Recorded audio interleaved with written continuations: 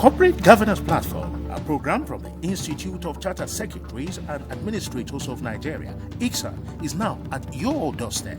By the way, what is corporate governance and what are its key pillars? Will there be any conflict of interest if a person combines the roles of a chairman and a chief executive officer in a corporate organization?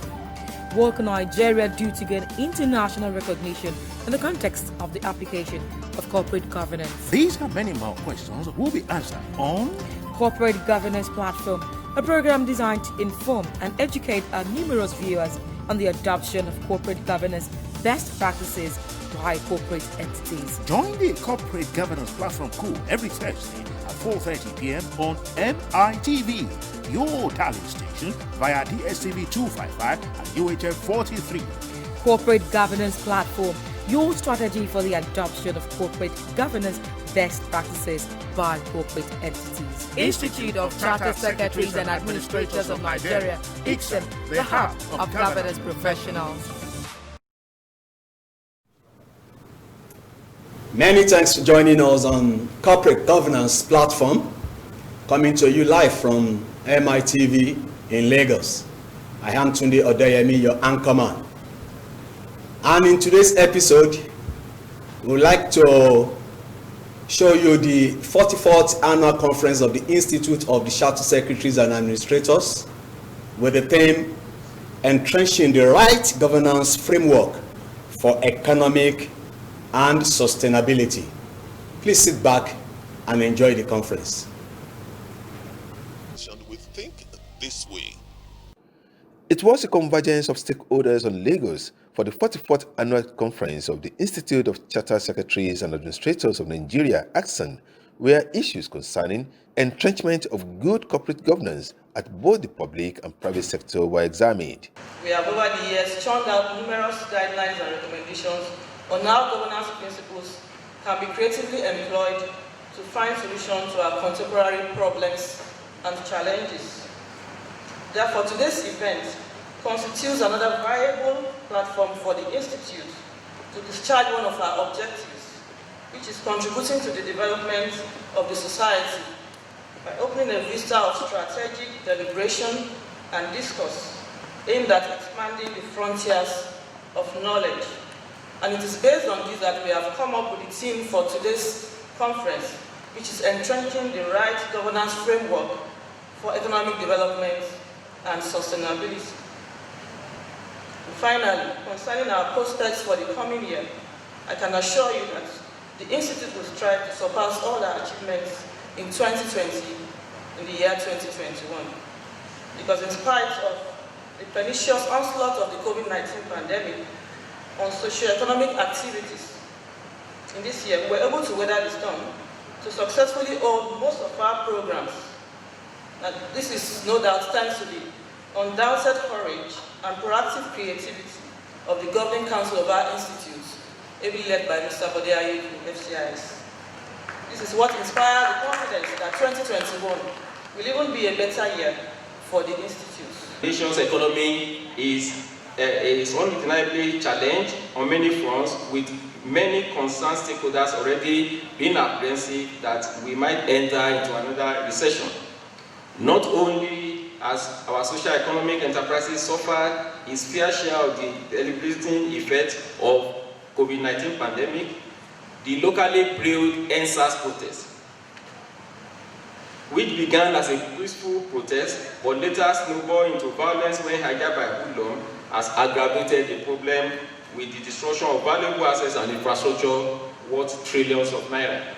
At the moment, we are experiencing shrinking of socio-economic enterprises, rising inflation, falling in the value of money, low capacity utilization in the risk sector, retrenchment, etc. All these are aggravating our already very challenging rate of unemployment and the negative economic indices affecting national growth. Therefore, this year's conference has ably brought to the front burner the imperative of creatively exploring all avenues for finding solutions to the nation's socio-economic regression through the right governance framework. At least, we all know that the purpose of corporate governance is to facilitate entrepreneurial and prudent management that can deliver the long-term success of the company, which by extension can also serve as a springboard for national renaissance. The theme is interesting because it suggests unequivocally that there is a connection between governance and economic development and sustainability, and that the only missing link is to find the right governance framework. It is this missing link that all our resource persons and of course our informed participants will seek to find by brainstorming for the next few hours. Expressing concern on the Finance Bill 2021, the Icsan President Bode Ayeku noted that Section 39 of the bill, which stated that all unclaimed dividend of more than 12 years shall lapse into government revenue and shall be transferred from the trust fund to the Federation account as Federation revenue was an infringement of the constitutional right to properties of the stakeholders. Very simple. There is a lot of problems relating to unclaimed dividend.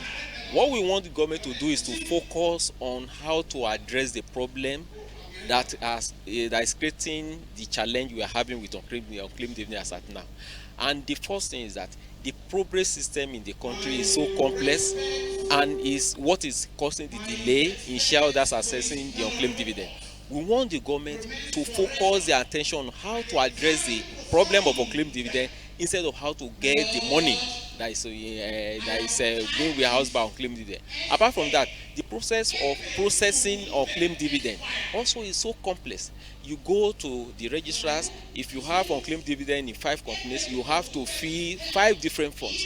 That is so complex. We want a situation whereby when a shareholder fills a form, that particular form can be used to assess all the unclaimed dividend in all the companies where this particular unclaimed dividends are. If these 2 steps are taken, the substantially not less than 70% of unclaimed dividend will be claimed. And if that is done, continuously people will be able to claim their dividend and we won't have unclaimed dividend. Now government has no business taking over the unclaimed dividend because it's a private fund. It's a fund that belongs to the shareholders. It's a fund that belongs to the government, not to the government. It belongs to the companies that declare the dividend and not the government. Why is the government trying to take over this dividend? Taking over the dividend in the sense that, and they are now saying that the dividend will now become the revenue of the government. That is against the provision of the Constitution of the Federal Republic of Nigeria. Section 44 says that every individual has a right to property. Dividend is a property of the shareholder. So it is wrong for the government now to expropriate the property of individual. What the government should do is to assist individuals to get what belongs to them. Government should be giving palliative to people and not people now giving palliative to government, which is the intention of Section 39 of the bill. And that is why we are opposed to it. We are saying that government should focus on how to reduce unclaimed dividend and not how to expropriate unclaimed dividend. Speaking on the theme, entrenching the right governance framework for economic development and sustainability, the guest speaker, Olatunji Ope, who mentioned that Nigeria is not yet configured for economic development, said that the country needed quality leadership which is built on competency. It's something that we need to start right now. I mean, it's something that we should have been emphasizing years back. But until we begin to see it as a collective problem, we won't address them. And there was a conversation I had with a friend the other day about how we see the challenges we have in the society and in politics. A lot of us who are so-called middle class, we fear that if we buck the system, things will go worse than it is right now. But the sad thing is that we all know that things are bad. But we are afraid that if we take some actions which does not work out, then we'll lose our current status. The question for me is, if you continue this way, will you ever live the kind of life that you desire for yourself? Because if we keep thinking about, if I do this thing, it's going to be a problem, if we do this thing and it doesn't work, it's going to be a problem. The question is, why don't you just start anyway and see where it leads? Because the point at which you take that decision, there's a goal behind it, and the goal is to see that things turn out. A CEO of an organization comes up with a strategy not because he wants a strategy for the fun of it, or maybe it's in his job description, but because he wants to ensure that the organization prospers. He wants to ensure that the organization becomes a national brand, and from there, a global brand. So everything that he does is deliberate towards actualizing that strategy. So as individuals, as organizations, we need to start thinking along those lines. That if within the organization we think this way, why can't we demand that outside our organizations, in other organizations, within the society, within the market association, within politics, within the artisans association, we start to think along those lines. Corporate Governance Platform, a program from the Institute of Chartered Secretaries and Administrators of Nigeria, Icsan, is now at your doorstep. By the way, what is corporate governance and what are its key pillars? Will there be any conflict of interest if a person combines the roles of a chairman and a chief executive officer in a corporate organization? What can Nigeria do to get international recognition in the context of the application of corporate governance? These and many more questions will be answered on Corporate Governance Platform, a program designed to inform and educate our numerous viewers on the adoption of corporate governance best practices by corporate entities. Join the Corporate Governance Platform crew every Thursday at 4:30 p.m. on MITV, your talent station, via DSTV 255 and UHF 43. Corporate Governance Platform, your strategy for the adoption of corporate governance best practices by corporate entities. Institute of Chartered Secretaries and Administrators of Nigeria, Icsan, the hub of governance professionals. You're welcome back. It's the Corporate Governance Platform on MITV in Lagos.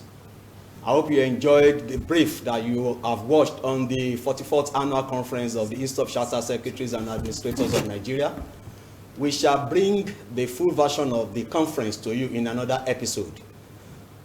Today, we want to quickly look at the Finance Bill 2020 and the proposal to take over unclaimed dividends of public listed companies. Joining me in the studio and leading in the conversation is the President and Chairman of the Council of the Institute of Chartered Secretaries and Administrators, Mr. Bode Ayeku. Mr. Ayeku, you are welcome to the show. Good evening, and good evening, viewers. Thank you for finding time to join us again on the program. Thank you. Yes, Mr. Ayeku, the Finance Bill 2020. Why is the Finance Bill of interest to the Institute? It is of interest to the Institute because we are the hub of governance professionals. And apart from that, we are members of the Corporate Secretaries International Association and also the African Corporate Governance Network. And the sole objective of these two international organizations is to entrench best practices in all parts of the world. And because we are members, we are concerned. Apart from that, in the formulation of the Nigerian Code of Corporate Governance 2018, Icsan contributed immensely from 2015 up to 2018 in all the public hearings. And in addition to that, when the CAMA 2020 was being prepared, we also sent our proposal to the National Assembly. We went to the National Assembly and defended our proposal during the public hearing. So when we now see an infringement of the provision of the Nigerian Code of Corporate Governance 2018 and the Companies and Land Matters Act 2020, the Institute, as the hub of governance professionals, will be concerned. That is why we are here. Okay, Mr. Ayeku. What section of the Finance Bill really is in conflict with the National Code of Corporate Governance? The section that is in conflict with the National Code of Corporate Governance in the Finance Bill 2020 is Section 39. And that section basically is contradicting what we have in the Nigerian Code of Corporate Governance. Principle 23 talks about protection of shareholders' rights. one of the rights of the shareholder is the right to dividend. So it's contravening that. Apart from that, in the KAMA 2020, we have provisions dealing with unclaimed dividends relating to Section 429 and 432. This Section 39 of the Finance Bill is contrary to those provisions, and that is why we are concerned. Okay, what are the provisions in the Finance Bill 2020? What is the section really that is of concern to the stakeholders? The provisions in Section 39 that is contrary to the provision of the Nigerian Code of Corporate Governance 2018 and KAMA 2020 basically talks about unclaimed dividend of public listed companies that are more than 3 years must be transferred to unclaimed dividend trust fund. It's a new proposal. And apart from that, it's been proposed that this particular unclaimed dividend trust fund will be managed by a governing council to be led by the Minister of Finance and a co-chair representing the private sector. We do not have details of the composition of the governing council. We only know those who will be heading it. Apart from that, the secretariat of this particular unclaimed dividend trust fund is resident with the Accountant General of the Federation and the Office of Debt Management Office, and both of them, that is the Accountant General of the Federation and Debt Management Office DG. I will be managing the fund in conjunction with the Central Bank of Nigeria. Despite the fact that this particular unclaimed dividend will be transferred to Accountant General's office and to this particular trust fund, the public listed companies are still required to render returns to the Accountant General of the Federation. Currently, the public listed companies render returns to the Securities and Exchange Commission, which is the apex regulatory authority in the capital market. And apart from that, it is being stated in that particular section 39 that any unclaimed dividend of more than 12 years will then lapse into the revenue of the federal government. That it becomes federation account to be spent by the government. And it is stated that if any company fails to transfer the fund as provided, that company has committed an offense, number one. Two, that company will be liable to penalty, which is 5 times the value of the unclaimed fund, in addition to interest to be paid on that particular fund that will be based on the monetary policy rate of the Central Bank of Nigeria. And these are sections that are very strange, contrary to existing practice, and that is why stakeholders, particularly shareholders and the shareholders associations, they've been raising concern, and as an institute, we are also concerned. That is why we want to advise the authorities so that they can take the right decision. Well, you have given a detailed explanation on that section 39 of the Finance Bill. I believe it has not taken effect. It has not. On the 18th of November, the Federal Executive Council approved the draft bill, which they forwarded to the National Assembly. And just last week, the House of Representatives held a public hearing. So that is where it is as at now. It's still at the National Assembly. And that is why we are saying that the relevant authorities should consider the concerns of the stakeholder and take the right decision.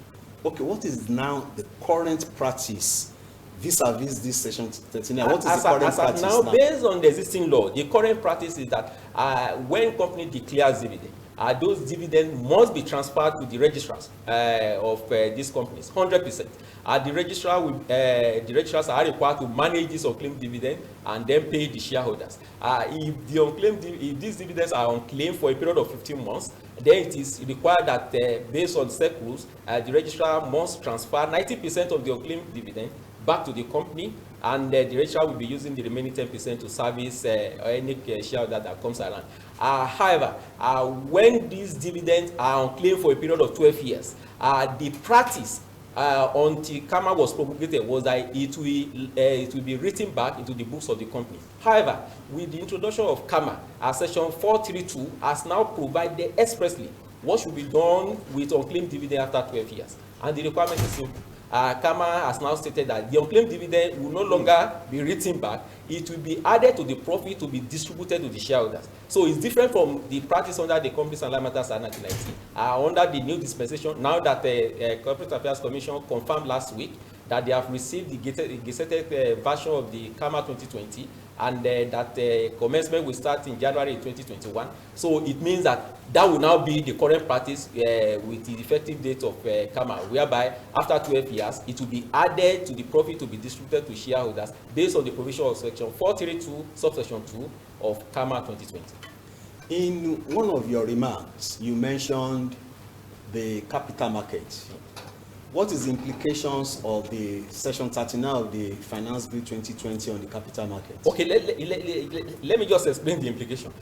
What happened basically as at now is that we have the capital market that is actually where we deal with issues like this. And why it is of concern to the capital, why it will affect the capital market is very simple. Companies will ask, definitely because shareholders are already making and expressing their concerns on this particular issue, definitely there will be litigation on it. Shareholders will go to court to say it's an infringement of their right. And because they are going to court, whether the companies like it or not, they will join the companies as nominal party. So the company will incur expenses in the process. And the second reason why it will also affect the capital market is that the companies involved will also know that whether we like it or not, if the Accountant General will now be in charge of paying the shareholders after 3 years, it means that all claims under the unclaimed dividend will go to Accountant General's office, and we know there will be delays. And when there are delays, definitely you can trust the shareholders. They will sue the company. They will also make some other points and disruption that there are delays in managing their unclaimed dividend. Currently, if your registrar fails to pay within the stipulated time as stated in the SLA, that you have with them, you can sanction the registrar.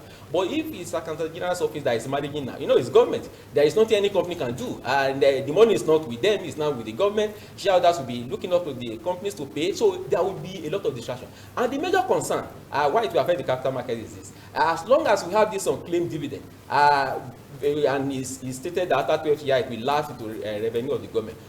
Very soon, the various committees of the National Assembly, they will start asking the companies to render returns to them. To be sure that this particular returns have been made, unclaimed dividend have been remitted to the Federation account, and because it will be relying on Section 88 and 89 of the Constitution, saying that they have the right to monitor what goes into the Federation account, they will not be interested in the sources of this Federation account. They will be asking the companies to show evidence, and then inviting them to Abuja, bring social documents. So all these listed companies, they will consider all these invitations as distraction, and then they will ask themselves the question: why are we even listing? Most of the companies will now say, okay, why can't we just delist as others are doing of recent? And if you look at the capital market of recent, big companies are delisting. And when they delist, they will not stop at being public company. They will go straight to private company. And the first casualty when they delist is the registrars. They fire the registrar, they terminate the appointment of the registrars. And imagine if a registrar is managing 5 or 6 companies accounts, and 3 of the accounts are gone. The registrar definitely will have to lay off because they will not be able to meet up with their overhead. And the implication is that when the listed company now delist, the quantity of shares available for trading on the capital market will reduce. And because it has reduced, it will affect a lot of stakeholders within the ecosystem. Let me tell you the stakeholders in the ecosystem in the capital market. We have the government. For every transaction on the floor of the stock exchange, the government collects VAT on all the payments that are made. The government collects stamp duty for every transaction. Apart from that, Security and Exchange Commission collects 0.3% of whatever value of the transaction that is made. Nigeria Stock Exchange collects 0.3% of whatever transaction that is made. CSCS collects 0.3% of whatever transaction that is made. The brokers also, that is this, their source of livelihood. They also collect brokerage. So you can see in the ecosystem, when a company delists, the implication is that it affects the government, the revenue will drop, it affects the stock exchange, it affects CSCS, it affects brokers, and then it will then affect the quantity of shares available for trading. And for you to have an understanding of what I'm talking about, in a particular market, if you talk about microwave market, that if you have supply of 20 trailers of tubers of yam, that is, assuming that is what we have currently, and gradually it's now reduced from 20 to 10, the quantity has reduced. And my concern in the capital market is that the companies that we delist, they are not the small companies, they are not the penny stocks, they are the big companies, and it will affect the market capitalization of the Nigerian Stock Exchange. Wow. The Nigerian Stock Exchange is just coming back after COVID, and we do not want anything that will just terminate the gradual growth of the Nigerian Stock Exchange. What we are looking for is a situation whereby the system can be allowed to stabilize so that the Nigerian Stock Exchange and the capital market will grow. Because the issue basically is that you need to look at it from the point of view of the company. The companies are asking themselves, and that is one of the reasons why they will delist. Will any buyer go to the market and be looking for the product of public listed company? Nobody goes to the market and say, I want to buy the product of public listed company. No. So it doesn't add to the top line or turnover of any company. And apart from that, that you are listed does not give you any incentive No, government does not give you a tax rebate because you are listed. So for the company, it does not add to their bottom line. It doesn't add to their profit. Apart from that, listing on the floor of any exchange costs money. You need to pay annual fee, you need to pay depository fee to CSCSD. These are funds that could have been plowed back to the business. I'm coming. And in addition to this particular expenses, when you are listed on the floor of the stock exchange, there are various regulations to comply with, one policy after the other, one reporting after the other. And if you are not listed, you don't have all these obligations. So that is why most of the listed companies say, you need to be here. And don't forget, some of those companies have been listed 40 years, 30 years ago. They are just there for a long time. So they just, okay, we belong to this club for a long time, they just stay there. But when they now see this new development that will create big distractions for them without any corresponding benefit, a lot of them will just say, guys, it's enough, let's get out of this place. And when they go back to private company, it affects the whole economy.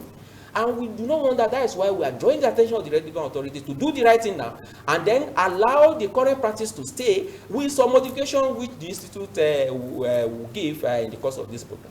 So definitely it will have huge implications on the capital market. But what is actually responsible for unclaimed dividends? There are various reasons, and that is why we are surprised as an institute that this finance bill has nothing, no provision about how to solve the problem of unclaimed dividend.